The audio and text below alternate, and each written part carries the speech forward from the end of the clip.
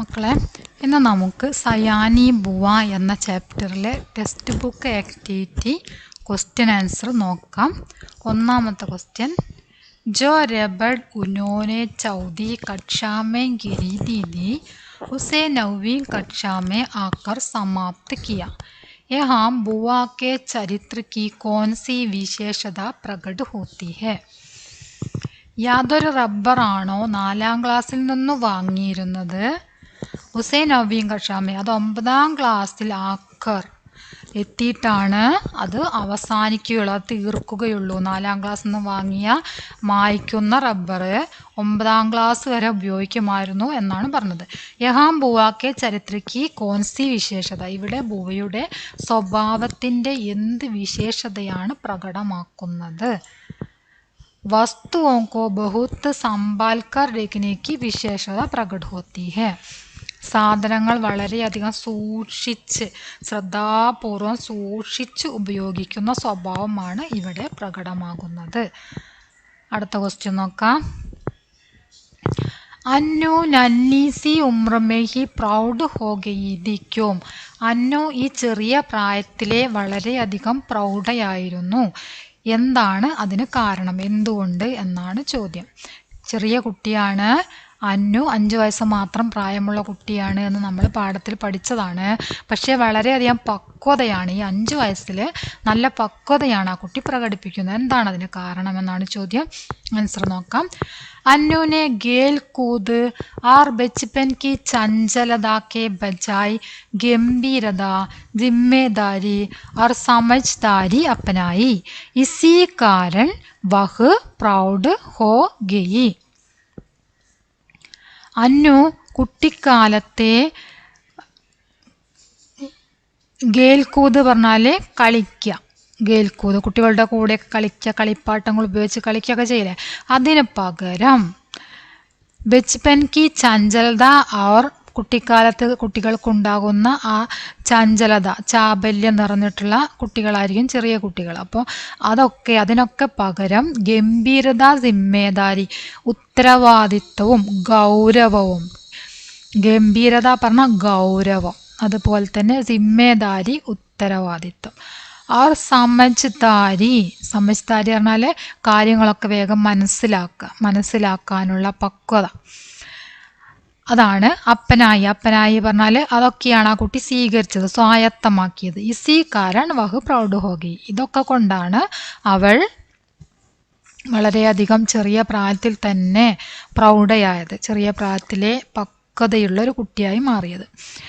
കുട്ടികൾ കളിക്കേണ്ട സമയത്ത്, ആ ചെറിയ പ്രായത്തിൽ കളിക്കുന്ന ആ പ്രായത്തിൽ അതിന് പകരം അവൾ സ്വായത്തമാക്കിയ കാര്യങ്ങൾ ഗൗരവവും അതുപോലെ തന്നെ ഉത്തരവാദിത്വവും കാര്യങ്ങളൊക്കെ മനസ്സിലാക്കിയെടുക്കാനുള്ള കഴിവ്, അതെല്ലാമായിരുന്നു ആ കുട്ടി സ്വായത്തമാക്കിയത്. അതുകൊണ്ടാണ് ചെറിയ പ്രായത്തിലെ അവൾ പ്രൗഢയായത് എന്നാണ് ആൻസർ.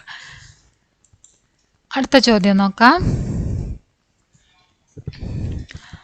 बुआ जी ने सुना तो बहुत आनाकानी की. बुआ जी के आनाकानी करने का कारण क्या होगा? ബുവാജി കേട്ടപ്പോൾ അത് കേൾക്കാത്ത ഭാവത്തിൽ നിന്നു. ബുവാജി ഇങ്ങനെ കേൾക്കാത്ത ഭാവത്തിൽ നിൽക്കാനുള്ള കാരണം എന്താണ് എന്നാണ് ചോദ്യം. വേ അപ്പനി ആദത്തോ മേ ഇത്തനി സഖ്ത് दी कि किसी बात को तुरंत स्वीकार नहीं करती थी. हर चीज पर उसकी राय होती थी. यही कारण होगा.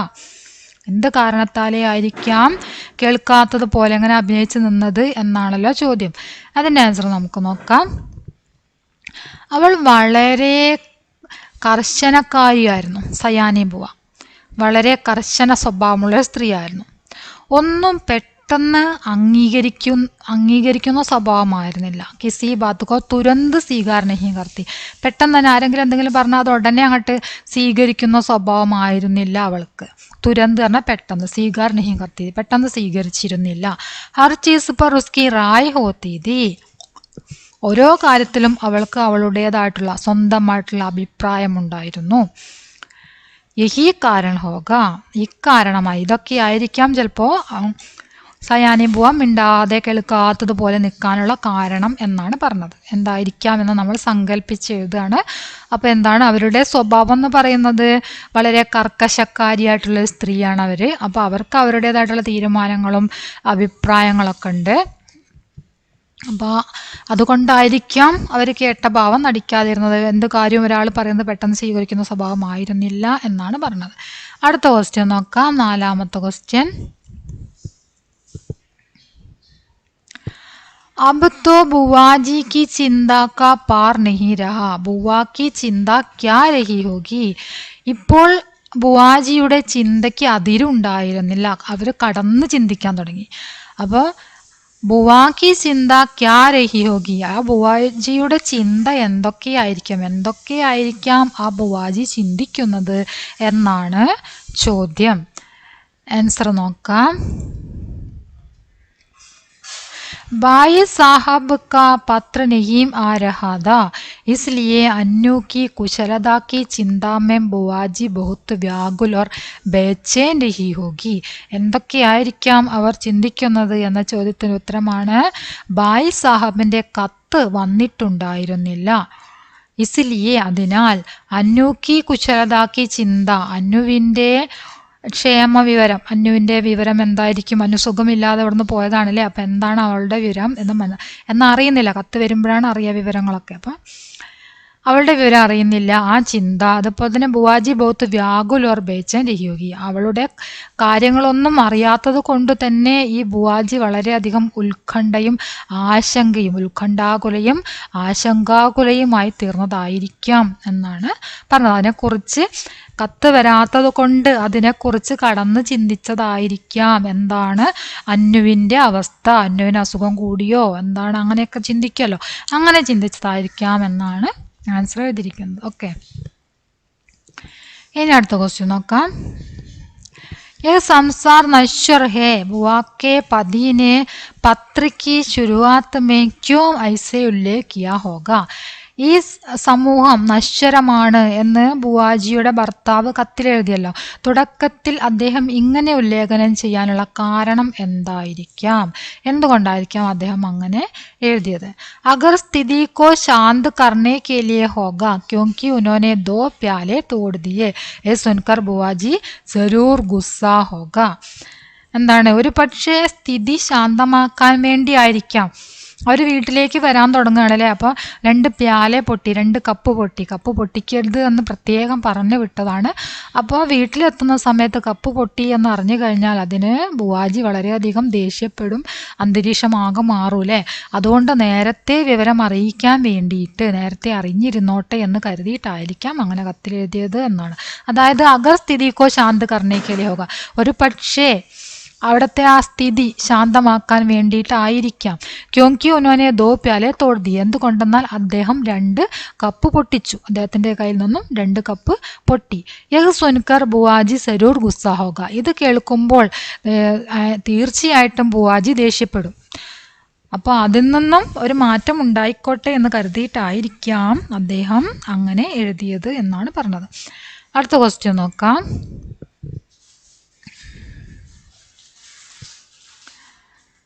അത്രയാണ് ക്വസ്റ്റ്യൻ ഉള്ളത്. ഇനി ആക്ടിവിറ്റിയാണ്. അപ്പോൾ നമുക്ക് ആക്ടിവിറ്റി वाक्य पढ़ें, रेखांकित शब्दों की विशेषता पहचाने, कहानी से ऐसे वाक्य चुनकर लिखिए. സെൻറ്റൻസ് താഴെ തന്നിട്ട് സെൻറ്റൻസ് ഉണ്ടല്ലോ, ആ സെൻറ്റൻസ് നന്നായിട്ട് വായിക്കാം. എന്നിട്ട് താഴെ അടിവര ഇട്ടിരിക്കുന്ന ശബ്ദത്തിൻ്റെ വിശേഷത തിരിച്ചറിയുക. കഥയിൽ നിന്നും ഇതുപോലെയുള്ള സെൻറ്റൻസ് എടുത്ത് എഴുതുക, അതാണ് പറഞ്ഞിരിക്കുന്നത്. उम्र के साथ साथ उनकी चतुराई भी प्रौढ़ता धारण करती गई. हम जैसे अस्त व्यस्त और अव्यवस्थित लोगों का जीना ही आराम हो जाएगा. ഇതുപോലെയുള്ള ഈ അടിവരയിട്ട സാത്ത് കൂടെ അസ്ത് വ്യസ്ത് എന്നതുപോലെയുള്ള സെൻറ്റൻസാണ് നമ്മളോട് എഴുതാൻ പറഞ്ഞത്. അപ്പം നമുക്ക് എഴുതിയത് നോക്കാം. തോട് ഫോഡ് സേ ഉന്നേം സഖ്ത് നഫറത്ത് ദി, ഓടിനെ ബിച്ചാനെ കെ സാമാൻ കി, അതാണ് നമ്മൾ എഴുതിയിരിക്കുന്ന സെൻറ്റൻസ്. ടെക്സ്റ്റ് ബുക്കിൽ നിങ്ങൾക്ക് നോക്കിയാൽ അവിടെ നിന്ന് കിട്ടും. ടെക്സ്റ്റ് ബുക്ക് നോക്കിയിട്ട് എഴുതാം. ഓക്കെ, ഇനി അടുത്ത ക്വസ്റ്റ്യൻ. പ്യാലെ കാ സെറ്റ് പെറ്റ് ബിഗഡ് ജായേഗ. ഇവിടെയൊക്കെ ഏക, ഏകെ, ഏകി, ഏങ്കെ എന്നൊക്കെയാണ് ചേർത്തിരിക്കുന്നത് അല്ലെ. ക്രിയാധാതു പ്ലസ് ഏക, ഏകെ, ഏകി എന്നാണ് ചേർത്തിരിക്കുന്നത്. ബിഗഡ് ജായേഗ, ഗായേഗി, ഗാ കരേങ്കെ. അപ്പം എന്താണ് നമ്മൾ ഏക, ഏകെ, ഏങ്കെ, ഏങ്കി എന്നൊക്കെയാണ് ഇവിടെ വന്നിരിക്കുന്നത്. നമൂനയ്ക്ക് അനുസാർ ബദൽക്കർ ലിഖേം. അപ്പം നമ്മൾക്ക് മുകളിൽ ഇവിടെ മാതൃക തന്നിരുന്നു. നമ്മളിപ്പോൾ വായിച്ചു നോക്കിയ മാതൃക, ആ മാതൃക പോലെ താഴെ തന്നിരിക്കുന്നതിനെ മാറ്റി എഴുതാനാണ് പറഞ്ഞിരിക്കുന്നത്. ബच्चे സ്കൂൾ ജാത്തേ ഹേ, ബच्चे സ്കൂൾ ജായേങ്കെ. ബच्चे സ്കൂൾ ജാത്തേ ഹേ എന്നത് എങ്ങനെയാണ് മാറ്റിയത്? ബच्चे സ്കൂൾ ജായേങ്കെ എന്നാണ് മാറ്റി എഴുതിയിരിക്കുന്നത്. അപ്പോൾ ഉമാ ആം ഗാത്തി ഹേ, ഉമാ ആം ഗാത്തി ഹേ എന്നത് എങ്ങനെയാണ് നമ്മൾ എഴുതുക? ഉമാ ആം ഗായേഗി, ഉമാ ആം ഗായേഗി എന്നാണ് എഴുതുക. ഉമ ആം ഗായേഗി. അതായത് ഇവിടെ ചെയ്യും എന്നുള്ള അർത്ഥമാണ് വരുന്നത്. പോകും, ജായേങ്കെ പറഞ്ഞാൽ പോകും, ഗായേങ്കി കഴിക്കും, ഗേലേഗ കളിക്കും, ചടേഗി പറഞ്ഞാൽ കയറും. ഓക്കെ, അപ്പൊ ഉമ ആം ഗായേഗി, ഉമ മാങ്ങ കഴിക്കും. അടുത്ത നോക്കാം. ചങ്കു ക്രിക്കറ്റ് ഖേൽത്താ ഹേ എന്നാണ്. അതിനടുത്ത് വരുന്നത് ലഡ്കിയാം പേട് പർ ചട്ടി ഹേ എന്നുമാണ്. അപ്പം അതിനെ നമ്മൾ മാറ്റി എഴുതിയത് ചങ്കു ക്രിക്കറ്റ് ഖേലേഗ, ലഡ്കിയാം പേട് പർ ചടേങ്കി. ഓക്കെ, ഇനി അടുത്ത ക്വസ്റ്റ്യൻ നോക്കാം. സയാനി ബുവാർ ശീർഷക് കി സാർത്ഥകത പർ ടിപ്പണി ലിഖേ. സയാനി ബുവ എന്ന ശീർഷക, അതായത് അതിൻ്റെ തലക്കെട്ട്. സയാനി ബുവ എന്നാണല്ലോ തലക്കെട്ട് ഇതിൻ്റെ ടൈറ്റിൽ സയാനി ബുവ എന്നാണ്. അതിൻ്റെ സാർത്ഥകതയിൽ അത് എത്രമാത്രം അർത്ഥവത്താണ് ഈ പേര് ഈ കഥയ്ക്ക്. മനസ്സിലായ? സയാനി ബുവ എന്ന പേര് ഈ കഥയ്ക്ക് എത്രമാത്രം അർത്ഥവത്താണ് എന്ന് നമ്മൾ മനസ്സിലാക്കിച്ചുകൊണ്ട് ആ കാര്യത്തിനെ വെളിപ്പെടുത്തിക്കൊണ്ട് എന്ത് ചെയ്യണം? ടിപ്പണി എഴുതണം. അപ്പോൾ നമുക്ക് ആ ടിപ്പണി എഴുതിയത് നോക്കാം. कहानी का शीर्षक सयानी बुआ बिल्कुल सार्थक और उपयुक्त है. കഥയുടെ തലക്കെട്ടായിട്ടുള്ള സയാനി ബുവ എന്നത് അർത്ഥവത്തായതും ഉചിതവുമാണ്. ഈ കഥയ്ക്ക് വളരെയധികം അർത്ഥവത്തും അതുപോലെ തന്നെ ഉചിതവുമായ ഒരു പേര് തന്നെയാണെന്ത്? ഈ സയാനി ബുവ എന്ന പേര്. कहानी की मुख्य पात्र बुआजी है जो अत्यंत समझदार, अनुशासित, मितव्ययी और जिम्मेदार महिला है. പ്രധാന കഥാപാത്രമായ ബുവാജിയാണ് ഇതിലെ പ്രധാന കഥാപാത്രം. വളരെ ബുദ്ധിമതിയും അതുപോലെ തന്നെ അച്ചടക്കമുള്ളവളും മിതവ്യയമുള്ളവൾ, അതായത് മിതമായിട്ട് സംസാരിക്കുക, ആവശ്യത്തിന് മാത്രം സംസാരിക്കുക, അച്ചടക്കം, ഉത്തരവാദിത്വം, ഇങ്ങനെയൊക്കെയുള്ള സ്ത്രീയാണ് ആര്? സയാനി ബുവ. സമജ്ദാർ, അനുശാസിത് പറഞ്ഞാൽ അച്ചടക്കം, മിതവ്യയ ആവശ്യത്തിന് മാത്രം സംസാരിക്കുക, ജിമ്മേദാർ ഉത്തരവാദിത്വം ഒക്കെയുള്ള ഒരു മഹിളയാണ് നമ്മുടെ കഥയിലെ കഥാപാത്രമായിട്ടുള്ള ബുവാജി. उन्होंने अपने जीवन में संयम, परिश्रम और व्यवस्था को बहुत महत्व दिया. ജീവിതത്തിൽ സംയമനം പാലിക്കുക, അതുപോലെ തന്നെ കഠിനാധ്വാനം, കൃത്യനിഷ്ഠ എന്നിവയ്ക്ക് അവൾ വലിയ പ്രാധാന്യം നൽകി. വളരെയധികം പ്രാധാന്യം നൽകിയിരുന്നു അവൾ അവളുടെ ജീവിതത്തിൽ കൃത്യനിഷ്ഠയ്ക്കും അതുപോലെ തന്നെ കഠിന പരിശ്രമത്തിനും. കഠിനാധ്വാനം, വളരെയധികം കഠിനാധ്വാനം ചെയ്യുക, സംയമനം പാലിക്കുക, അതിനൊക്കെ അവൾ